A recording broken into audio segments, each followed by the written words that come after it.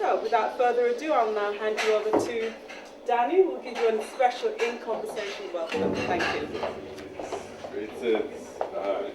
Thank you, Justin.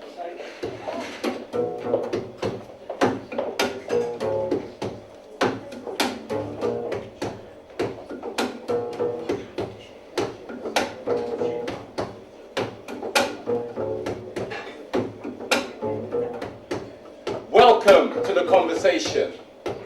Welcome to the conversation. Shared by all who care about our great nation. We invite you to participate, investigate, meditate, levitate on what has passed, on what is, on what can be. We do this collectively with dignity, reciprocity. We do this successfully.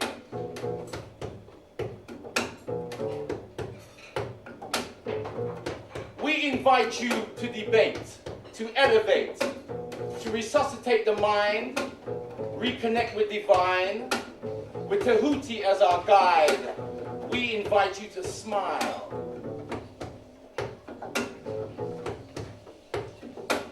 So welcome to this place, this sacred space, where we bring reasoning and grace, where you and me become we, where you and me become we,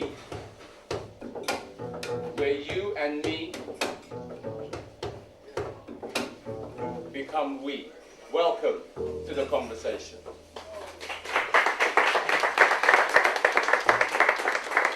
And I think now my job is to hand over to Mikey. I am Mikey. I'm representing my brothers from the Black Fathers Support Group, Lewisham Black Fathers Support Group. That's because we meet in Lewisham every Thursday. But obviously we are not of any poor sport, so we're not bound by any location. We came together through the will of our founding fathers, which were Everton Augustus, Daniel Pink, Dr. Les Henry, and Patrick Augustus. And we believe ourselves to be one of Britain's great underutilized resources, because we think within our community, within our family, we have people of such great talents and such great skills that Britain hasn't utilized us, so therefore we should find ways that we should utilize our own skills and talents to elevate the status and uplift our own families and community. Initially we came together through a series of lectures and debates whereby we spoke about things that we thought would help us to enhance our parenting skills. So things that we could do in regards to like protecting ourselves from illness and diseases. And we brought in certain experts that were informing us about things we could do around nutrition, around the things that we eat, the way that we conduct ourselves, the way we keep ourselves. And these things would help us to provide good reference points for our family, for our children, and for the younger members of our family. Eventually, we found ourselves in a position whereby we thought that we were doing enough internally or as an insular body, and we thought, what could we do that would represent something that meant it had a greater benefit for just us and our families. And we thought, if there was one thing that we could give to our community, it would be the gift of education. But there are certain obstacles and barriers that prevent people from doing things in this country. There's so much red tape. You're going to run into a whole heap of problems every time you turn around and start thinking about what can you do for youngsters and what can you do for children. It came, oh wonderful, thank you very much. It came to our attention that one of the things that we could do is look within our own group. And one of our members, Patrick, had already begun fundraising and supporting the school in Kololi in the Gambia. He'd done this through the auspices of a young lady named Jazika Zikwe, who unfortunately is no longer with us. But she helped to locate a school, and she had met a young man. I say a young man.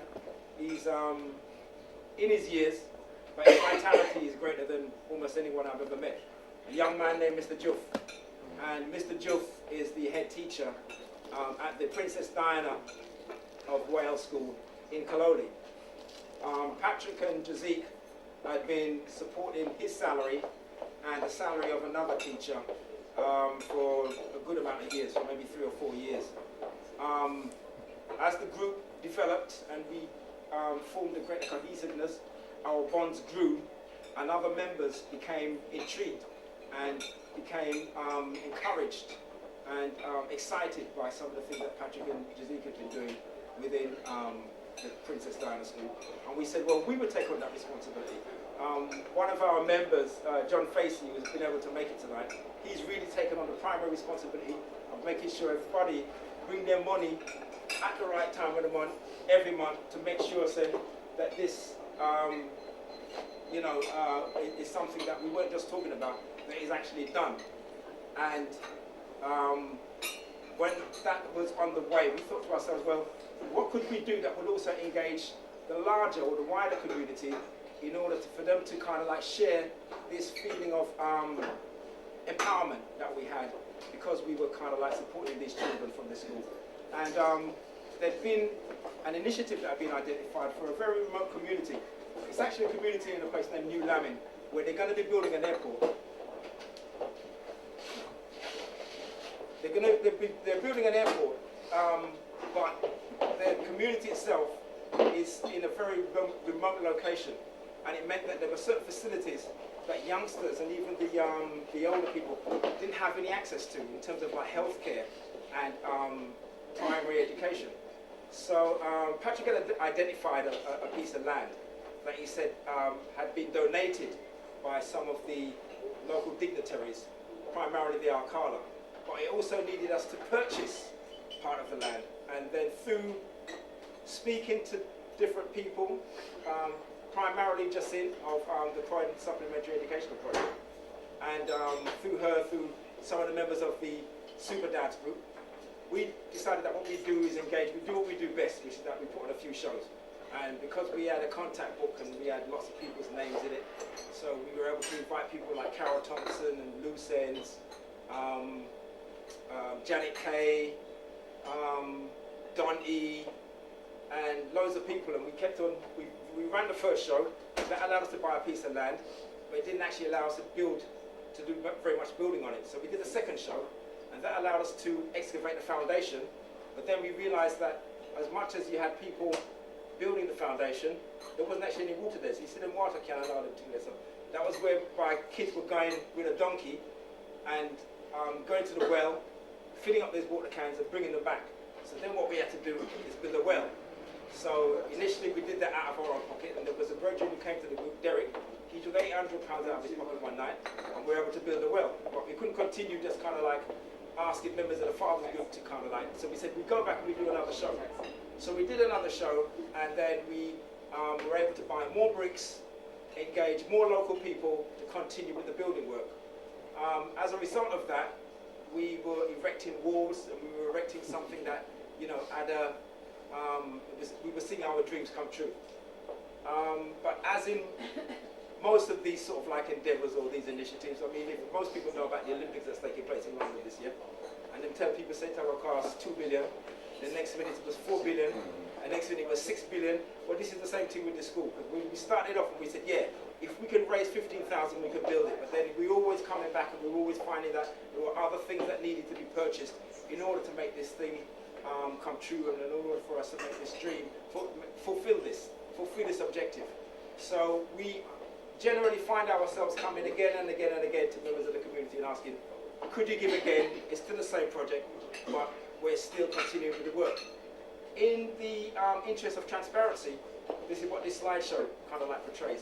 Some of these people that you see there, Victor Romero Evans and Donnie, and some of these people, these are the people who contributed their time and talents, Salsa Naturally as well, contributed their time and talent for us to put on a show. None of them charge us anything other than their expenses. Everything that we accrued, we were able to put in towards the building of this nursery and health centre in New Lamin. As a result of that, we were able to kind of like demonstrate to the Alcala, who contributed part of the land, but wanted to find out how serious we were, So he allowed us to purchase the other part of the land that would allow us to have the full building project, and we were able to kind of like, it's almost like we passed the test with flying colours. And as a result of that, they've been so enthused by what it is that we'd attempted to do, that when a lot of us were able to go over there, some of us were able to go over there in January for the Back to Africa Festival. There was arranged by Mad Professor. And with some of the people who had also attended some of our shows and had also supported us, and some of the new brothers and sisters who perhaps hadn't been able to attend some of our shows, but just happened to be there at the time, and they joined us on a trip to the first school in Kaloli, and then also to the nursery in New Lamin. And when we reached, some of us said it was the highlight of the trip because we were kind of like received by the village, and they sent out drummers. So we were given like a 15 drum salute, as it were.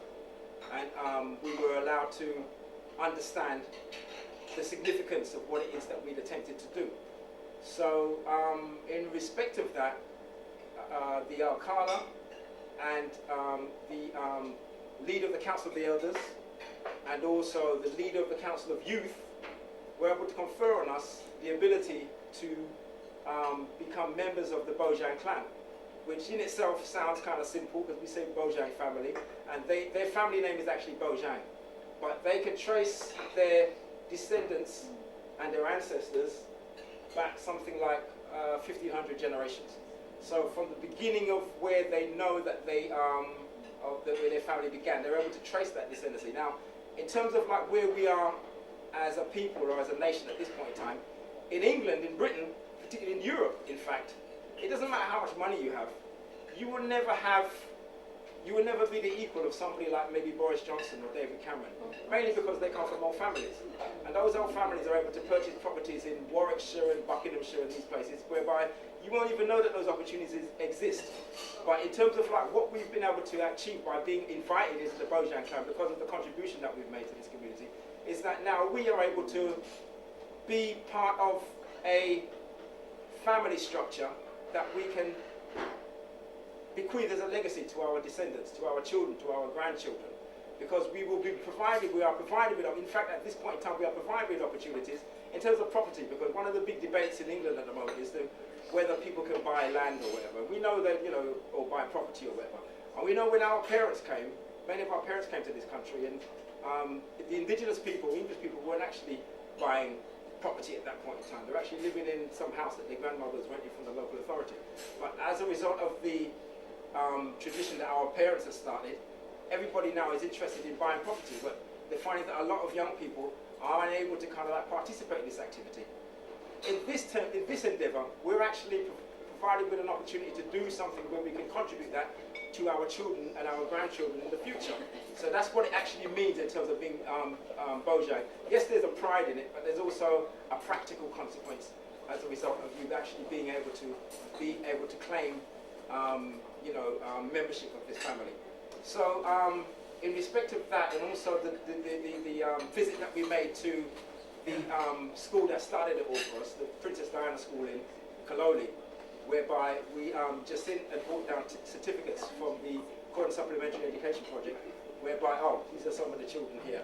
Because we're actually doing this like a bit like Pulp Fiction, whereby we start the story in the beginning and you work your way around. So as you see, these are the councillors. This is the Uncle Bojang. We'll just rewind that one. Rewind it one more time so that we find out who the family is.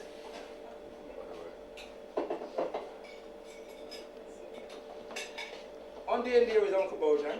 That's the head of the Council of Elders. This is Papa Bojang. He's the Alcala. He's like the president. So when we turn up there, and we're thinking we're just going to look and see this building that we'd contributed to, and we drive a distance. You go up some rocky road. You come out to the van, and then we saw some of the drummers, and then they said, well, the school is actually over Dessam. Then you walk, and you walk, and you walk, and you walk up some hill and some dust, and then all of a sudden we see this structure. It had a roof. Everything was there, but it hadn't actually been plastered, or it didn't have windows, it didn't have doors and the rest of it. But you could see it was a building as you recognize it. You could see, well, boy, this is what we'd actually done. this is what we'd started. When we said we were doing these shows and people come and say that, you know, and people always scratch their head and say, yeah, I kind of heard that before. The last guy who said he was doing something for some people, the next minute we see my driver Mercedes, I see my driver Lexus. Well, they didn't see that with us. What they actually saw was that we had a building, it was a proper thing as they see.